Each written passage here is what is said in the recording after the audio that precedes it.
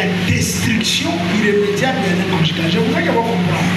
Je n'ai pas dit qu'on ne peut pas, le juge ne peut pas prononcer le divorce parce que la femme est infidèle. Je n'ai pas dit ça.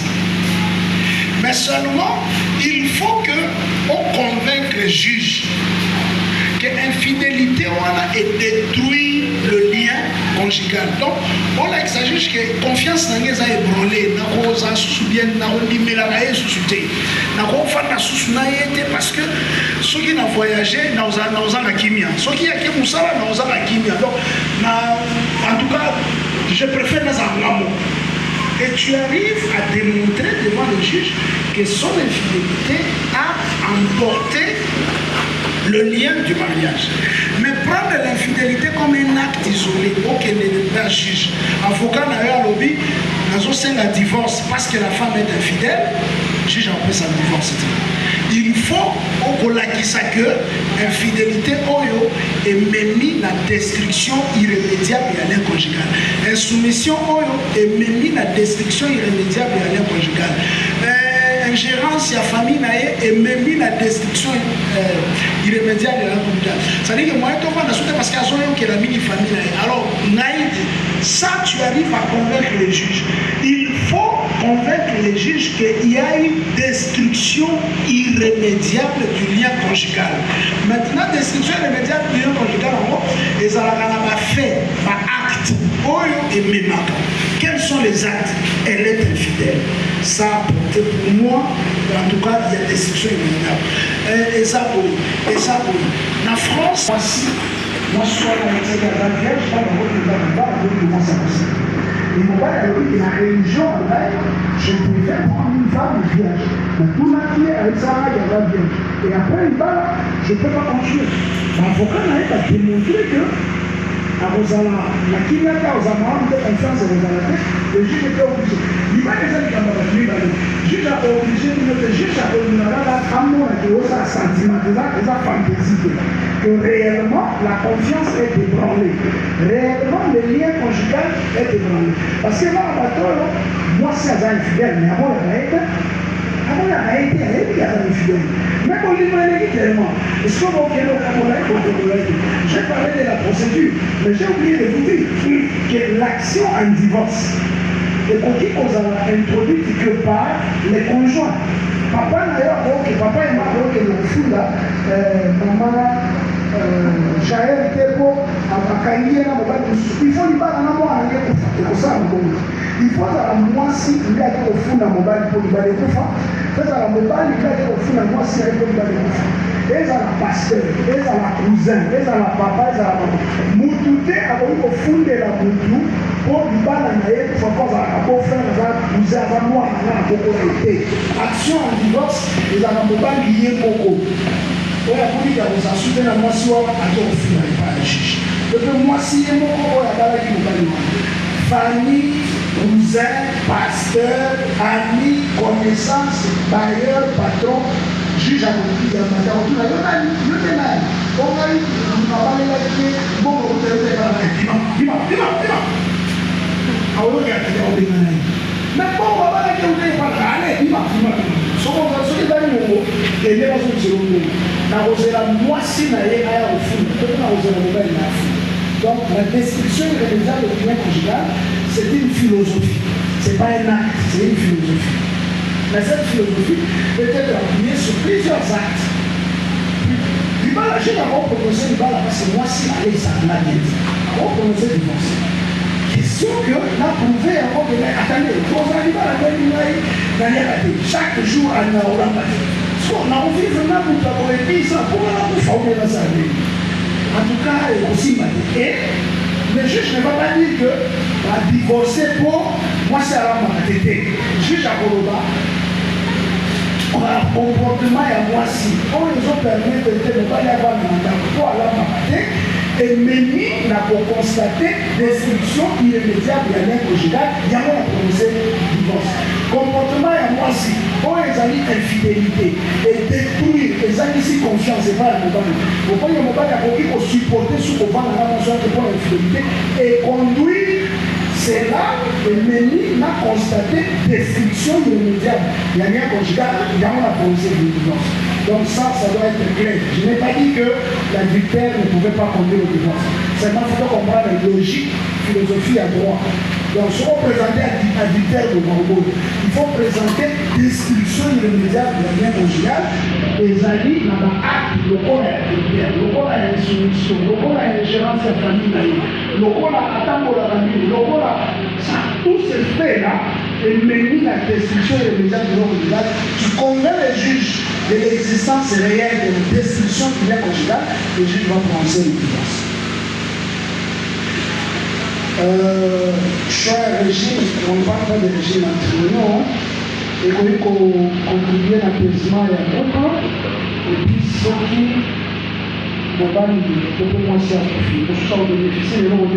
Bon, on les amis par le régime matrimonial, ils ont libéré. Pour le sous-sous, sur le président, le groupe coordinateur de la régime matrimonial, on va en parler en profondeur parce que ça m'a libéré. N'est-ce pas? Mais retenez seulement que régime matrimonial. D'abord, le mariage, on n'entre pas dans le mariage pour s'enrichir sur l'autre. Ça, comme ça. Vous auriez été pour bénéficier, pas un conçu. Vous auriez été pour vie. Donc, qu'est-ce qui dit que moi, si la même dans un an, on va y avoir un an? Ou bien qu'est-ce qui dit là que on va y avoir un an, on va y avoir un an? Voilà, ça, c'est le premier ministre. Quand on va y avoir un bail, on va y avoir un bail, moi, c'est un bail, et dans le bail, il y a un ingénieur, dans le bail, il y a un DG, on a eu un gaz. Mais du jour au lendemain, moi, c'est un signe bon dans mon alors, vous allez dire quoi? Donc, il ne faut pas entrer dans les mariages comme si vous alliez dans une conquête au lieu de la famille dans le bossu. C'est pas ça. Vous entrez dans le mariage pour. Mon père, le mariage, les amis union, les amis civils, les amis publics, les amis solennels. Batoumi balé, ça c'est l'article 340. Batoumi balé, pour le sexe opposé, bandini pour partager destin commun dans Bango. Peut-être destiné commune dans Bango, peut pas procréer, pas reproduire l'espèce humaine. C'est ainsi que les Camerounais, les Cobos, Tabana, les Tabana, ça soit monté comme cause le divorce parce que les amis, dernière conséquence du mariage. Dès qu'il y a mariage, les amis partent ensemble, pour partager des scènes. Parce que quand on va là, on va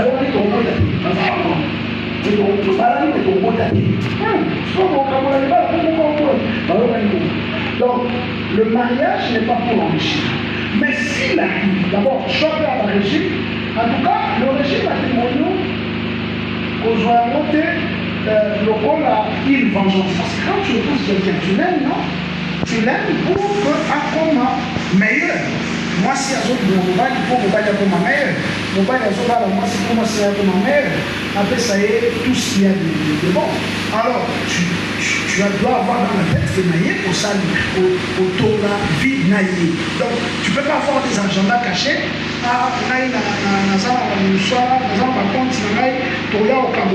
y a pas d'amour. Non, ça c'est pas ça. On se marie pour devenir un. Ça c'est ce que la Bible dit. Et même après qu'on entre le 330 de lui, pour que la destine la vie. Mais, quand le temps est choix à régime matrimonial, les autres la Bible ont l'information nios. Je prends gratuitement sur les questions à maman. Parce qu'il est prévu modification à régime matrimonial en cours de mariage. Il est prévu. Alors, pour voir une seule fois. Que pour vous, à la régime à séparation, après, vous dites, bon, il faut changer tout comme à la communauté universelle. Vous parlez de la communauté, vous dites, bon, il faut changer tout comme à la séparation. Vous pouvez modifier. Et, question à maman Sylvie, pourquoi juge a retenu tes comptes dans la vidéo? Parce que, juge, nous avons géré l'intérêt de la vie. Dans le Popona qui en âme et conscience, en toute liberté. Donc, au rôle, on a mis en soutenir tout ça, des bureaux mais, tout ça, il y a ça, mon père, il a un produit.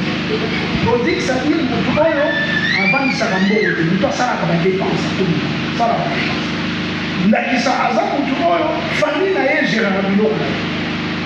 Parce que vous pensez que le mariage est dans la communauté de Dieu. Moi, en tant que je suis là, je suis votre pasteur. hein, monsieur Hubert, je suis ton pasteur.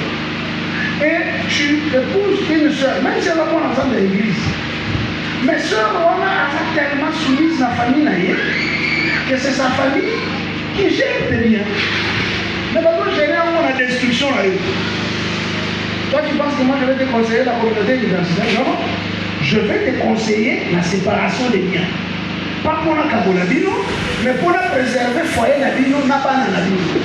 Parce que ma frère, à tout moment, parce que ça, il y a des alors, je vais demander qu'il y ait une sécurité juridique. Donc, aussi, ma société, soit il va aussi, moi, si on va la terre, on les a alliés. On va pas la terre, on va la séparation des biens. Mais cela n'empêche que moi, si Nayo a bénéficié de Nayo, parce que c'est qu'il faut savoir que moi, si Nayo a besoin d'héritière Nayo, yo besoin d'héritière, moi, si Nayo. Donc, on n'a pas héritier, d'ailleurs, il y a plusieurs catégories, au Mana et puis les conjoints survivants. Vous voyez? Donc, à ceux qui te parlent de la séparation des biens, ceux qui sont qui ont un profit, maman et na azan a droit à l'eau, même si tu parles de la séparation des biens. Parce que le mariage est ça qui a comme héritière, maman, ceux qui ont un profit avant. Et ça là qui est comme héritier, ceux qui ont un profit avant. Donc, ceux qui ont un profit avant, les lots. À ceux qui te je ne le souhaite pas. À ceux qui te parlent de la séparation des biens, na diglo on a yé, na koya, na lobby, na zali héritier na yé. Na béni, na ju par la quoi, na mais na ju par la comme son héritier. Dans la loi, tout prévu à Obimama, on a ma communauté. Du coup, par régime matrimonial, ils ont vraiment pour expliquer la couple, pas comprendre l'enjeu. Et ça, la mise à Moussoussou, Oyo, n'a pas conseillé l'écho, pas parler de la séparation des biens. Parce que ceux qui ont continué la faillite, ils ont une forme de la société, comme ceux qui ont continué la faillite, faillite n'a pas connu qu'on emporter même la bien privé. Donc, à supposer qu'il y a sa commerçante, à continuer la faillite. Ceux qui vont procéder à la saisie, vont procéder à la saisie, il y a des gens qui même dans la société n'a été. Vont saisir même la bien personnel. Bon, maintenant, pour ça, la communauté universelle, ça dit qu'il va bien dans l'air et ça peut y aller. Quand les juges vont commencer à saisir le magasin, à saisir le tout qu'on a qui n'a pas beaucoup. Moi, on va te quitter, bataille le régime communauté universelle, on continue à nous au sommet qui a pas. On continue à nous. Voilà pourquoi j'ai toujours dit que le mariage, le régime, les gens comme la Bible était, mettez la Bible de côté, réfléchissez comme des hommes. On vous donne les avantages et les inconvénients. Choisissez par rapport à l'Islam, choisissez par rapport à l'ambition, choisissez par rapport à l'enjeu auquel vous faites face. Tu as épousé une femme qui est prodigue, tu as épousé un homme qui est prodigue, protège la famille. Sinon, on peut se retrouver aux hôpital. Moi, je connais la femme de mon oncle, la pauvre maman, qui est cette femme-là. Vous pouvez vendre la voiture parce que vous savez les gens vous regardez. Alors imagine que tu épouses une femme comme ça, tu es dans la communauté universelle. Il y a aucun voyage musical, mais tu ne peux pas mettre quand même. Tu ne peux pas mettre. Et pourtant, tu vas serrer ceinture, tu vas aussi la rara, tu peux mettre quand même. Bon, tu as ta communauté universelle. Tu vois? Donc c'est une question qui est profonde. Et au sein de le président Bolima, tu le bénis à la détail et aux huiles lumière, au poli, la moitié au bala. Mais soyez d'abord peu sur moi si madame communauté universelle, je ne vois pas. Donc la maman Sylvie répond déjà qu'on peut changer parce qu'ils ont dépend de la volonté de l'époux, j'ai charbonné. L'état civil, par exemple, pour changer. Ça dépend de vous. Car il y a une fois, il est prévu qu'on peut modifier ça. Frère Bloti,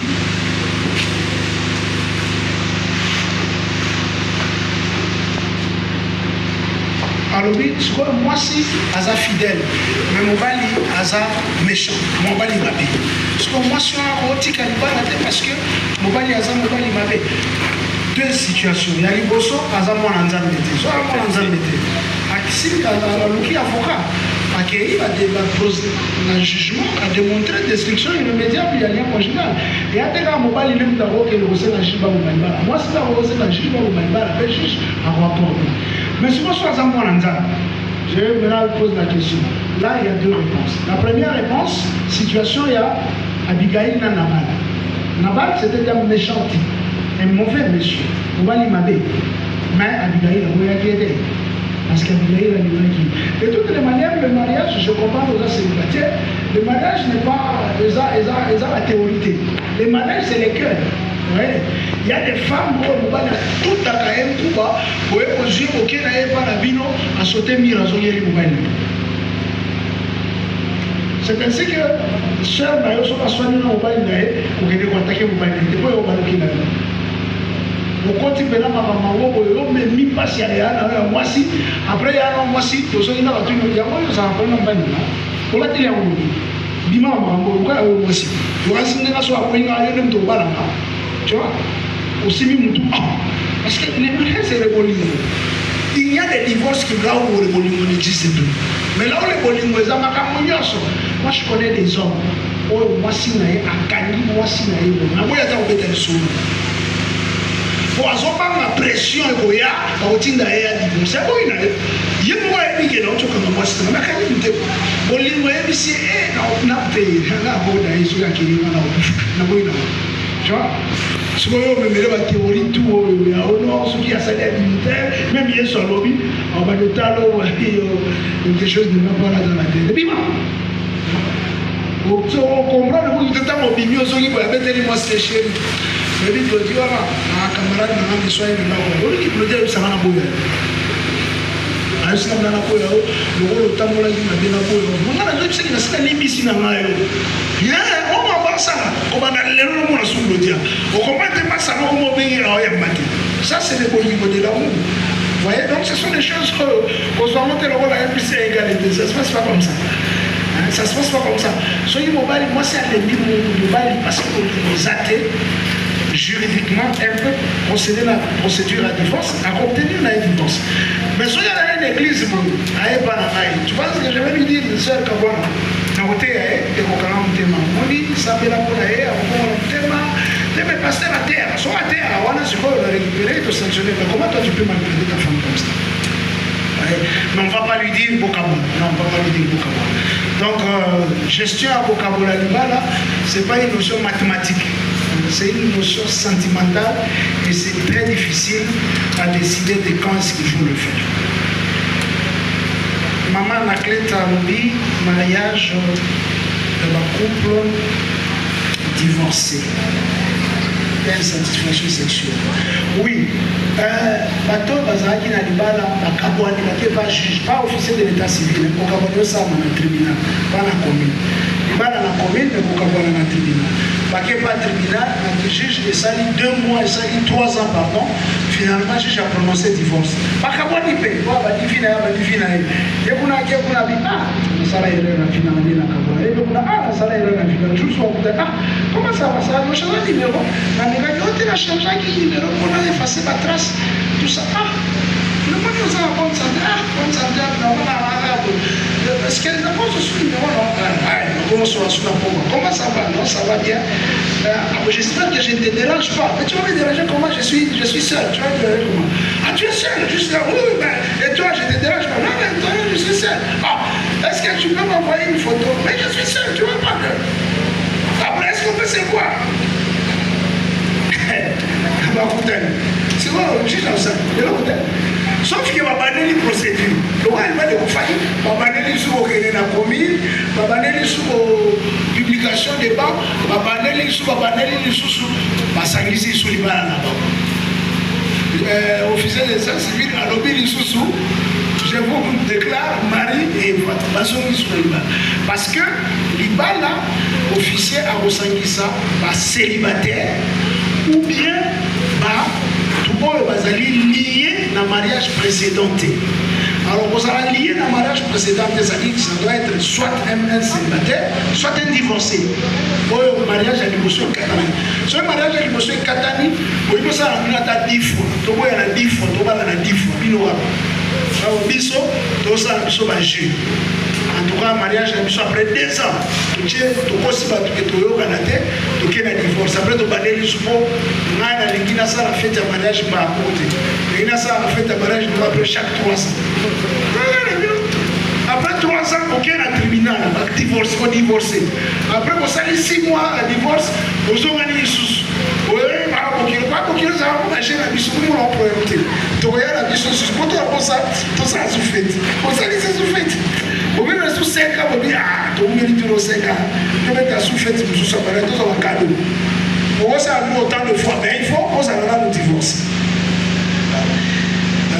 voilà. Donc, cette façon sexuelle.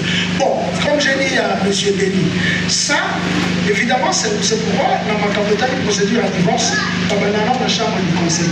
Parce qu'on suppose qu'il y a un macambo publiquement. Pas un juge, un avocat, tout ça dans le cadre de restreint, où il peut sonder pour savoir le problème est où. Parce que ma maliba là, il y a des malobaratés. Moi, je vais vous dire, bon, on a des malobaratés, il y a beaucoup de thèmes, beaucoup de thèmes. Alors les juges, c'est ça. Il faut appeler la fille. Voilà pourquoi, quand on va se marier, il faut toujours avoir la possibilité de discuter de tout. Ceux qui vont discuter à l'union sauté, vous avez des parents, choisissez des parents qui peuvent vous aider. Soyez la possibilité, vous avez un pasteur, un zali, la maturité, parce que le problème est belé à couple et Outaka, une insatisfaction sexuelle. Ça c'est vrai, ça c'est un fait. Donc il est bon d'en parler. Alors si on le met à côté, on va souffrir pour rien. Alors si on doit vous acheter la demande de divorce,